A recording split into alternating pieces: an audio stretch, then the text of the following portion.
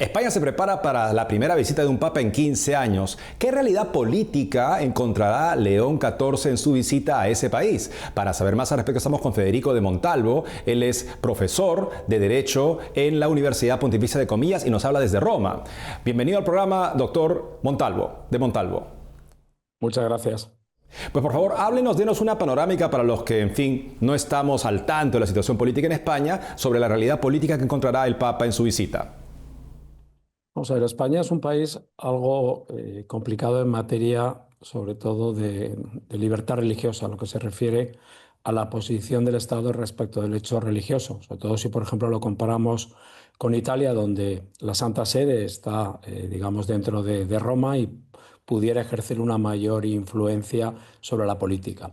En España, lo decía un autor hace años español, Agustín de Foxá, que los españoles siempre estamos detrás de un sacerdote con una vela o con un palo.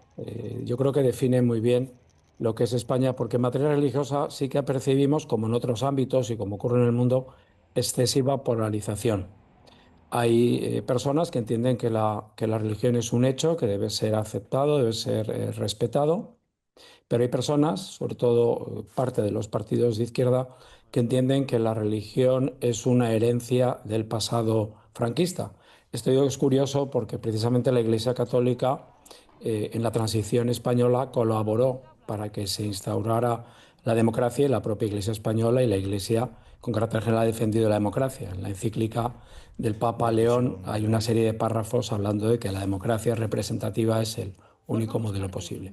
Entonces, en España hay esa visión de la Iglesia no como un hecho indiferente para el Estado, que sería lo propio de un Estado laico, sino incluso como un hecho negativo, es decir, un hecho a eliminar. Y nos encontramos alguna sentencia reciente del Tribunal Constitucional que dice que educar en una escuela religiosa concertada, es decir, una escuela que recibe fondos del Estado, pero es religiosa, no garantiza la educación neutra en derechos y en pluralidad de un niño. Por lo tanto, podemos decir que en España uno de los grandes obstáculos o problemas sociales que no hemos superado ni siquiera con la transición ha sido cómo afrontar el hecho religioso. Seguimos teniendo una visión que podemos llamar incluso de muy anticlerical, cuando en países como Francia, siendo un país laico, eminentemente laico, o Italia, la Iglesia no es vista de una manera negativa. Hay una separación Estado-Iglesia, pero la Iglesia colabora con el Estado,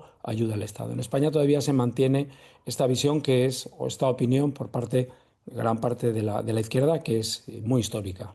¿Y cómo la representa el gobierno actual de España? Sabemos que impulsa, por supuesto, incluso, tratando de emular el ejemplo de Francia, incluir el aborto como un derecho constitucional, lo que por supuesto es en línea de choque total con no solamente la moral católica, sino la moral que, en fin, históricamente ha tenido el pueblo español, digámoslo así. Bueno, nos encontramos ahora mismo con una verdadera paradoja, porque el gobierno actual ha sido un gobierno bastante anticlerical. Es verdad que ha habido situaciones muy difíciles, como el tema de cómo se gestionaba en España los casos de abusos de la Iglesia, donde el gobierno yo creo que ha actuado correctamente buscando una vía intermedia que no hiciera excesivo daño a la Iglesia. Pero luego nos encontramos con leyes que sorprende mucho que España sea el país con las leyes más flexibles o más abiertas en temas complejos morales, muy complejos, como por ejemplo tenemos el modelo más abierto en reproducción humana asistida, ni siquiera el modelo británico es tan abierto como el español. Tenemos reconocido en España el derecho, no una excepción legal, a la eutanasia y al suicidio médicamente asistido.